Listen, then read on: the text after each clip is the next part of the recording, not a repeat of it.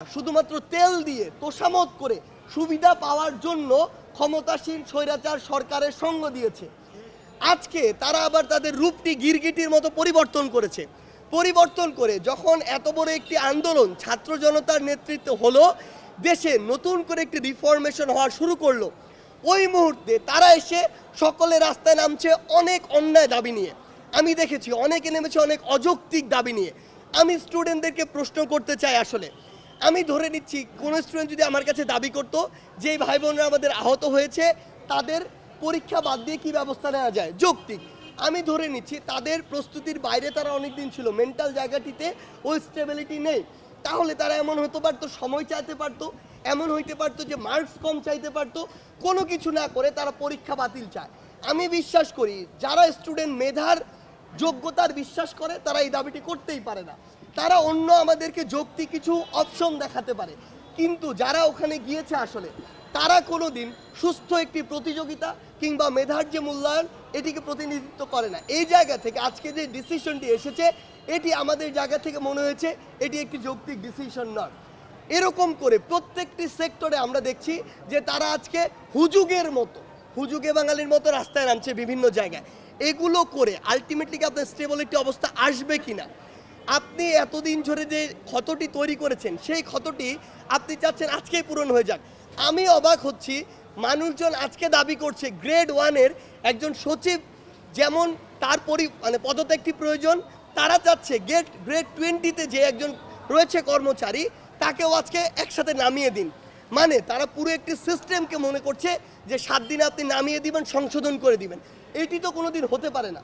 মানে একজন সরকার তার জায়গা থেকে যেটি করবে, যে মাথাতে প্রথমে হাত দিবে, দুর্নীতিগ্রস্ত যে মাথাটি তাকে সরিয়ে এরপর চেইন অফ কমান্ড অনুযায়ী ধীরে ধীরে পরের স্টেপগুলোতে ব্যবস্থা নেওয়া হবে। এটি তো একটি সময়ের বিষয়। সেই জায়গাতে আমার মনে হচ্ছে যে আমরা কিছু সুবিধাবাজ গোষ্ঠী তৈরি হয়েছি এই মুহূর্তে পুরো বাংলাদেশে, যারা শুধু ব্যক্তি স্বার্থটি বুঝি। দেশের কথা আমরা এখনও চিন্তা করছি না, পূর্বেও করিনি, ভবিষ্যতেও করব না। এই মানুষগুলো দেশকে সময় না দিয়ে, অন্তর্বর্তীকালীন সরকার বা রাষ্ট্রকে সময় না দিয়ে তাদের ব্যক্তিগত সুবিধার জন্য রাস্তায় নেমে পড়েছে এবং এই অস্থিতিশীল পরিবেশটিকে স্থিতিশীল হতে দিচ্ছে না।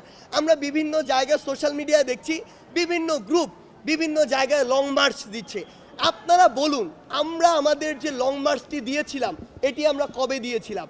এই লং মার্চটি আমরা আমাদের সর্বশেষ যখন দেয়ালে পিঠ থেকে গিয়েছে তখন ফ্যাসিস্ট সরকারের পতনের জন্য দিয়েছিলাম। আজকে বিভিন্ন জায়গায় বিভিন্ন সংগঠন দেখি প্রথম দিন তাদের লং মার্চ প্রোগ্রাম দেয়।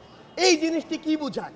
এই জিনিসটি বোঝায় যে তারা আসলে সর্বশেষ সময় গিয়ে যেটি করতে চাচ্ছে এটি হচ্ছে একদম তাদের দেয়ালে পিঠ থেকে গিয়েছে, অথচ তারা আমাদের সাথে যোগাযোগ করেনি, তারা বৈষম্য বিরোধী ছাত্র আন্দোলনে কারোর সাথে যোগাযোগ করেনি, তারা অন্তর্বর্তীকালীন সরকারের কারোর সাথে যোগাযোগ করেনি।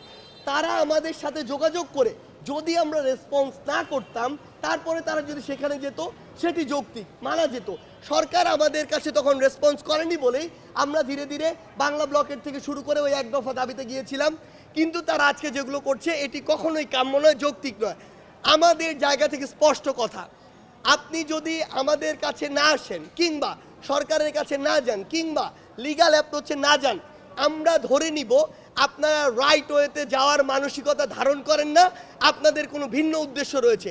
এবং আমরা এটি আপনাদের বলে দিচ্ছি, সেই উদ্দেশ্য নিয়ে আপনারা যদি প্রশ্নবিদ্ধ কোনো কর্মসূচিতে যান, তাহলে পরবর্তীতে কোনো অপ্রত্যাশিত সিচুয়েশনে আপনারা আমাদের সহযোগিতা পাবেন না, এটি আমরা আমাদের জায়গা থেকে স্পষ্ট করে বলে দিচ্ছি। আর যদি আপনারা আমাদের সহযোগিতা কামনা করেন, পাশে আমাদেরকে চান, এনি টাইম এনি মোমেন্ট আপনারা আমাদের কাছে আসলে আমরা সেই বিষয়ে রেসপন্স করব। সময় লাগতে পারে কিন্তু আমরা অবশ্যই রেসপন্স করব।